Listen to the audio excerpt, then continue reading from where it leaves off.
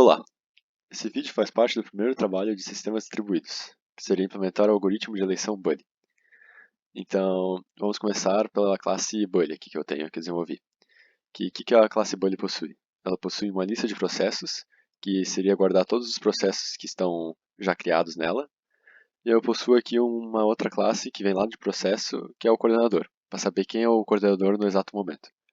Aí aqui tem a classe main, que inicializa todas as threads, ou seja, as threads de 25 segundos, que seria através do documento aqui, que seria a cada 25 segundos um processo fazer uma requisição para o coordenador.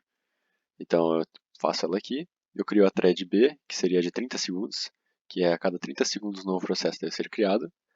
Eu tenho a thread de 80 segundos, que seria a cada 80 segundos um processo da lista de processos fica inativo, e a cada 100 segundos o coordenador fica inativo. Então vamos começar através das threads já, que não, vou começar com o processo, que o processo ele é o quê? O processo ele possui 4 atributos, que seria para verificar se o próprio processo é o coordenador, qual é o ID do processo, se ele está ativo ou inativo, e o processo conhece quem é o coordenador, para ele poder fazer as requisições, essas semelhanças. E aqui tem os get e os sets dos atributos. E vamos chegar aqui em threads, que teria todo o código-fonte propriamente das threads, né? Então, primeiramente, ele tem um booleano para verificar se já está em eleição, que seria aqui uma propriedade dele, que dois processos de eleição não podem ocorrer simultaneamente. Então, aqui, através desse atributo aqui, eu já verifico isso. E esse outro aqui, que seria dois processos não podem ter o mesmo ID, eu verifico depois, futuramente, e eu faço só uma adição ali no ID, indo de 0, 1, 2, 3, 4, 5, futuramente eu mostro. Então eu vou começar aqui com a thread de 30 segundos, que seria o quê? Ele começa dando um sleep de 30 segundos, né, que é o necessário como foi pedido. Eu crio um processo novo, aí através do processo novo ele verifica se já existe algum coordenador, porque se já tiver algum, esse meu processo novo eu tenho que setar para ele quem é o coordenador daquele processo, né, para ele ter o conhecimento. Aí, caso depois, ele adiciona na lista de processos o processo novo, e aqui eu crio um string builder só para poder listar mais bonitinho a lista de processos que existem no momento. Então eu faço aqui um append com vírgula espaço, né, só para deixar mais indentado. Deixa assim. Aí tem a de 80 segundos, que ele espera 80 segundos. Ele seleciona um processo aleatório. Então, o que faz o processo aleatório? O processo aleatório, ele verifica na lista de processos algum processo com um número random e seleciona ele como o processo escolhido. E se aquele processo estiver ativo, ele retorna ele. Se não, ele faz de novo while até ele achar algum processo que está ativo. Se não tiver nenhum, se tiver zero, por exemplo, ele retorna nulo. Então, aqui em 80 segundos, por exemplo, ele vai encontrar um processo qualquer e ele vai setar o processo como inativo. Então, aqui dou a mensagem, né, dizendo que 80 segundos o processo aleatório desativado. Aí ele mostra qual foi o processo com o ID desativado. Aí tem o de 100 segundos, que seria o de o coordenador fica inativo. Então, como é que foi feito, né? Eu espero 100 segundos, pego através do meu bully aqui, onde eu tenho meu atributo, eu pego essa variável e seto ela como inativo. E aí já funciona corretamente esse código. E aí eu mostro o coordenador e digo quem que foi o cara que foi inativado. Aí vamos para agora em 25 segundos, que os 25 segundos ele realiza uma requisição para o coordenador, certo? Exatamente. Então aqui ele vai lá, espera 25 segundos, verifica se já não existe alguma eleição, né? Como foi falado aqui, dois processos de eleição não podem acontecer simultaneamente.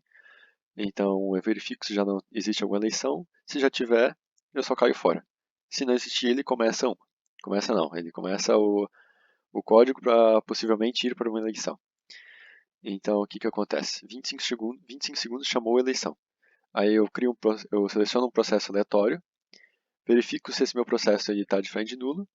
Então, se ele for de frente nulo, mas caso ele seja o coordenador, não faz sentido eu chamar a eleição, porque ele sabe quem é o coordenador, então ele não precisa fazer requisição para ninguém, porque ele mesmo é o coordenador.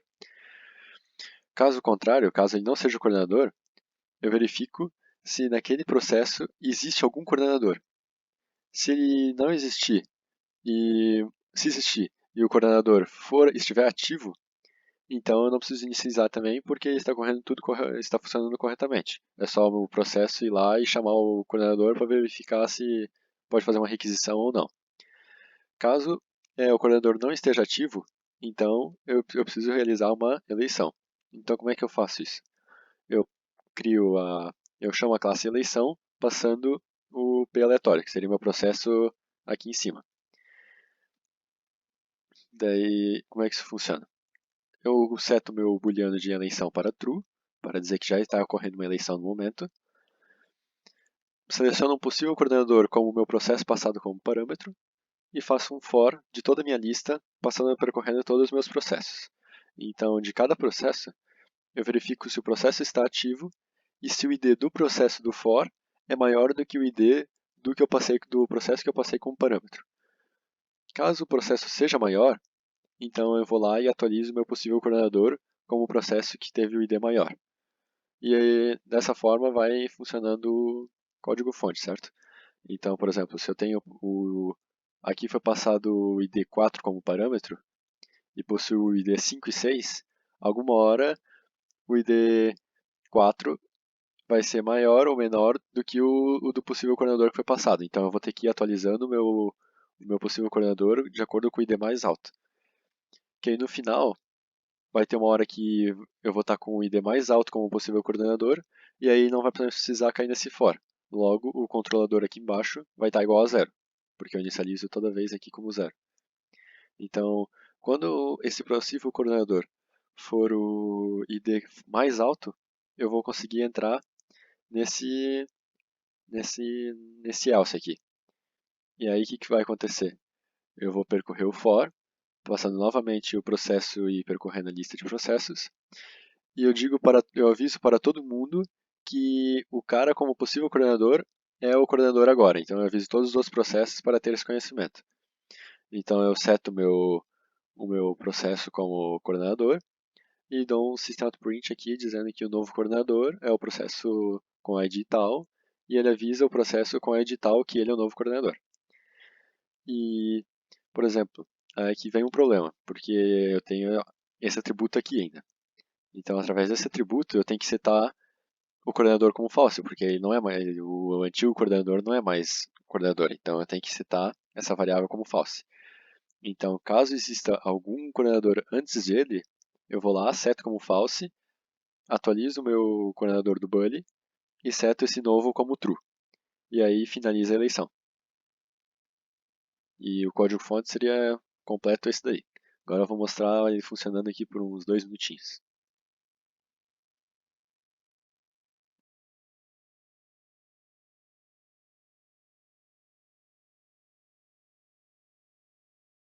Primeiramente é necessário esperar os 25 segundos, né, para pelo menos ocorrer alguma mudança aqui no output. E aí vamos ver funcionando já.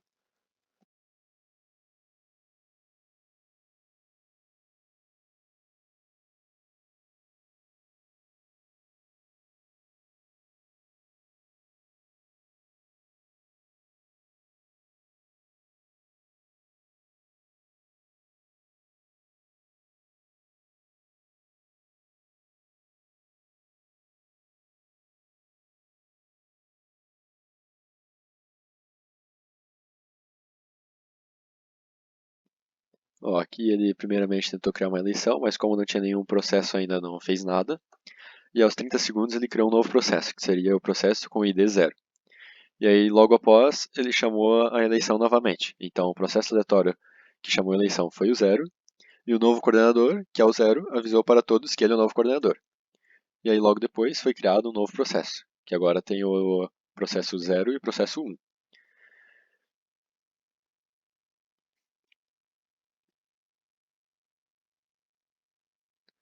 Aí agora ele chamou novamente a eleição, mas o processo de eleição não foi necessário ser inicializado, porque o processo aleatório escolhido foi o 0, e ele mesmo é o próprio coordenador, então não há necessidade.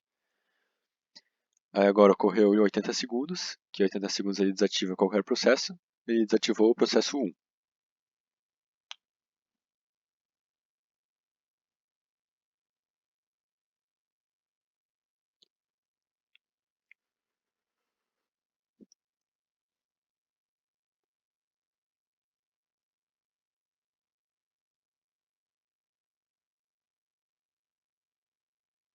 Então, aqui deu 30 segundos, ele criou um novo processo, que seria o 012.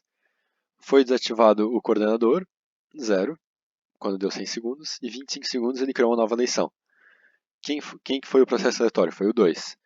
Então, ele encontrou que o 2 é o cara com maior ID. Então, o novo coordenador 2, ele avisou para o processo 0, para 1 e para 2 que ele é o novo coordenador. Aí, logo após, ele criou o processo 3, e não precisou ser inicializada nenhuma eleição, porque aleatoriamente quem foi escolhido foi o 2, que ele já é o coordenador. Então, não há necessidade. Só a necessidade de chamar a eleição caso o coordenador seja inativado, né?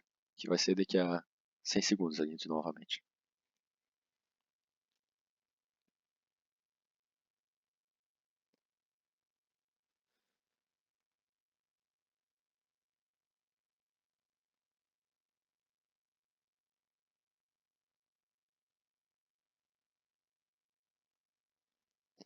Esperar só novamente ele fechar 100 segundos para ver como é que vai funcionar certinho ali para mostrar e aí finalizar já.